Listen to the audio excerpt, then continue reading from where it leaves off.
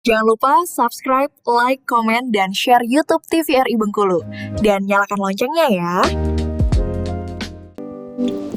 Assalamualaikum warahmatullahi wabarakatuh. Halo pemirsa TVRI Bengkulu dimanapun Anda berada. Senang sekali rasanya bisa berjumpa kembali dengan Anda di Dialog Bredo TVRI Bengkulu. Bersama saya Mikrob Utama yang akan menemani Anda selama 1 jam ke depan. Nah pemirsa, seperti kita ketahui bahwasanya Provinsi Bengkulu dikaruniai kekayaan alam yang luar biasa. Termasuk di sini ada kekayaan bahari, kelautan. Terbentang dari ujung Kabupaten Kaur hingga ujung Kabupaten Mukomuko, kita memiliki kekayaan alam yang luar biasa dan ini menjadi potensi dan kekuatan bagi kita. Terutama mengenai produk-produk lokal, perikanan dan juga kelautan.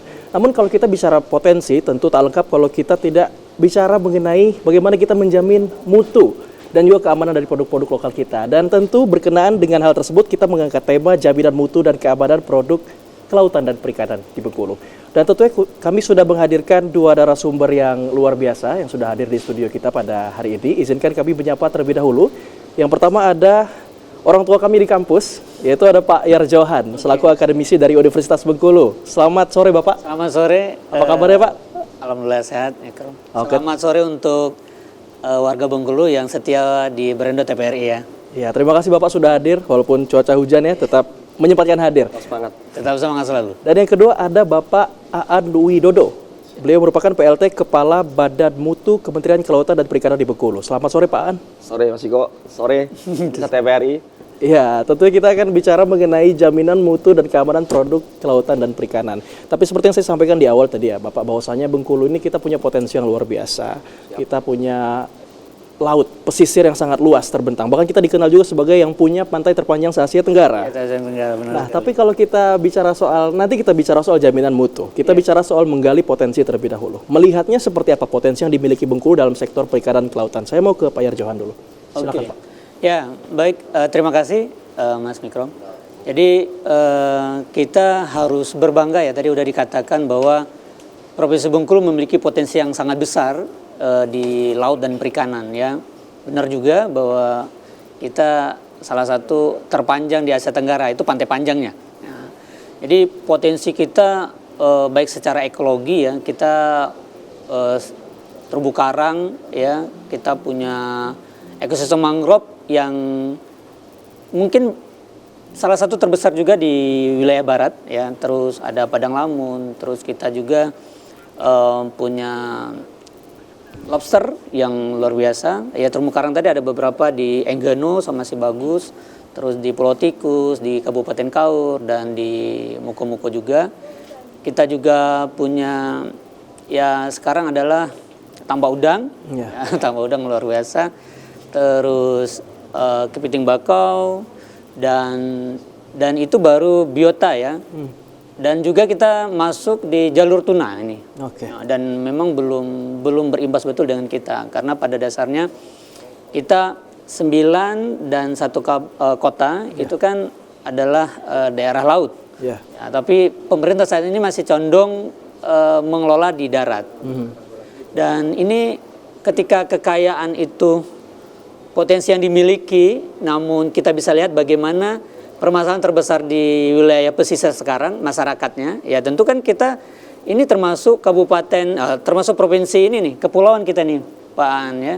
Jadi tapi bagaimana kesejahteraan, bagaimana pendidikan, bagaimana akses kesehatan, bagaimana dengan ekonomi ya masyarakat kita sepertinya jauh panggang dari dari api gitu ya. Kita masih biarpun kemarin gubernur mengatakan bahwa Bengkulu salah satu hal yang kalau di Sumatera paling sedikit, paling kecil pengangguran, tapi mohon maaf kita masih 2 besar untuk yang termiskin di Sumatera gitu ya.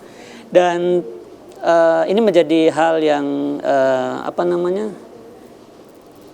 tidak bisa menjadi PR kita untuk bersama. Kami sebagai akademisi sudah banyak riset penelitian yang kami lakukan. Tentu ya dengan potensi yang kita miliki memang ada permasalahan yang menjadi hal permasalahan pencemaran ya, kerusakan yang memang kita bertubi-tubi tahun ini ya. Kita ada pelabuhan Pulau Bae gitu ya. Tentu ini jadi produk keamanan tentang kelautan perikanan itu bukan hanya sekedar biota ya. Tapi kita potensi untuk ekowisata bahari, diving ya, tadi luaran dari habitat yang kita miliki, ekosistem kita sebenarnya nggak kalah loh sama Bali kita nggak kalah sebenarnya sama Bali, sama Lombok gitu. Kalau memang betul-betul dikelola dengan benar gitu. Jadi pantai panjang kita ya, pasir putihnya di daerah di arah Nasal ya, di Merpas itu bagus banget ya, di Manula, di Linau, di banyak lokasi-lokasi yang memang secara garis besar sebenarnya Bengkulu ini punya sekeping surga lah gitu ya, di pesisir Samudra Hindia.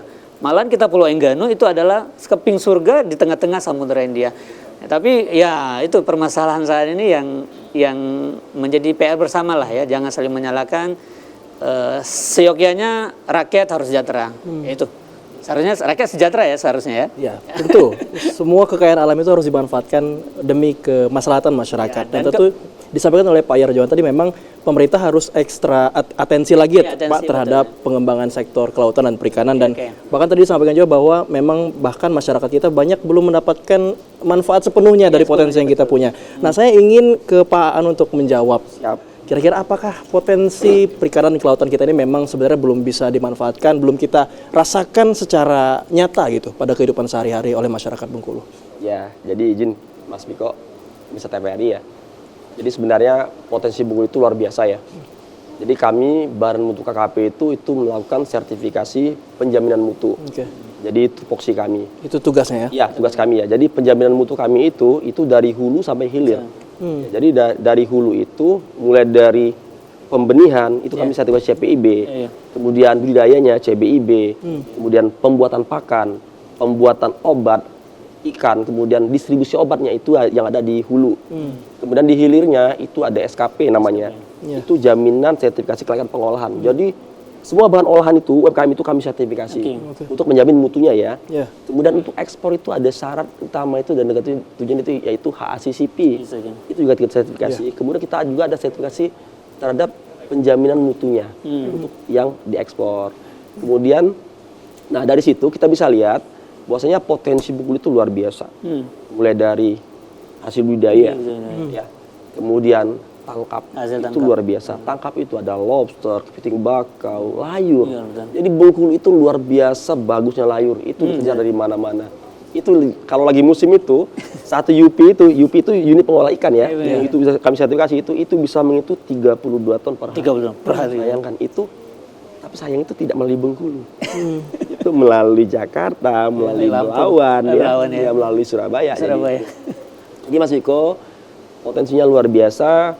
Begitu juga dengan perikanan budidaya juga luar biasa. Tetapi yang saya sangat sayangkan, kenapa tadi saya baru banget itu mensertifikasi CBIB, cara budidaya ikan yang baik itu, dan cara pembenihan ikan yang baik, ya, benihnya ya CPIB itu di Lempuing. Nah itu luar biasa. Masuk main ke sana itu, kolam lelenya itu gede banget. Itu satu kolam dia bisa menghasilkan itu 700 kg. Luar biasa. Itu tradisional loh. Tradisional ya. Benar-benar apa ya? Usaha rakyat ya yang diganggukan oleh pemerintah. Nah, beliau sempat ngeluh, Pak, keluhan saya pertama pakannya mahal. Iya betul. Pakan sangat mahal sekali. Jadi beliau mohon banget ke kita ya, itu untuk menggaungkan kepada pemerintah itu agar kalau bisa pakan itu murah. Nah, salah satu solusinya itu kenapa pakan mahal? Karena kan dikirim dari Lampung. Iya betul. Membutuhkan akomodasi sekian-sekian. Jadi tadi itu per sak itu untuk pertanian 32% itu di harga 380.000 per sak, dibagi 30 kilo, berarti 12.600 per kilo itu harga distributor. Apabila mereka belinya itu eceran, itu harga 15.000. Saya tanya, Pak, harga jual Pak berapa? Harga jual kami Pak itu 21.000 per kilogram. Kalau itu diambil pengepul. Kalau eceran itu 25.000 per kilogram. Nah, ada lagi yang membuat miris itu katanya jika ada ikan dari luar masuk, ini saya sebutnya namanya dari linggau ya Pak. Itu mereka bisa jual ikan itu selisih 1.000 buat mereka. Otomatis harga mereka turun lagi. Mungkin bagi kita 1.000-2.000 itu hal kecil ya. Tapi bagi mereka itu 1.000 itu luar biasa. Nah, harapan saya, harapan mereka mendapatkan pakan murah. Solusinya satu, bagaimana caranya pemerintah itu menghadirkan pakan di Bengkulu. Setidaknya nggak perlu pabrik besar, misalnya pabrik kecil aja meskipun nanti nilai protein itu tidak setinggi nilai pabrikan, minimal itu bisa mengurangi beban mereka. Jadi kalau itu pabrik itu bisa dibangun di Bengkulu, insya Allah, misalnya pakan yang kita beli dari tetangga itu di harga 12.600, kita bisa jual itu. Kemarin ada pakan mandiri dari Kaur, mereka bisa jual itu di harga 9.800, itu mereka udah untung. Berapa marginnya coba? Ya, jadi memang permasalahannya cukup kompleks ya. Kalau kita lihat tadi, yang pertama adalah salah satunya adalah mobilisasi ya Pak. Bahwasanya produk-produk kita ternyata mobilisasi tidak lewat provinsi kita, mulai dari pakan juga, dan juga tadi disampaikan oleh Pak Yar bahwasanya memang pemerintah harus lebih ekstra effort, ekstra atensi untuk melakukan pengelolaan terhadap produk lautan dan perikanan kita. Nah, selanjutnya kita akan menanyakan mengenai teknis, tapi setelah jeda pariwara berikut ini. Jangan kemana-mana, tetap bersama kami hanya di Berendo TVRI Bengkulu.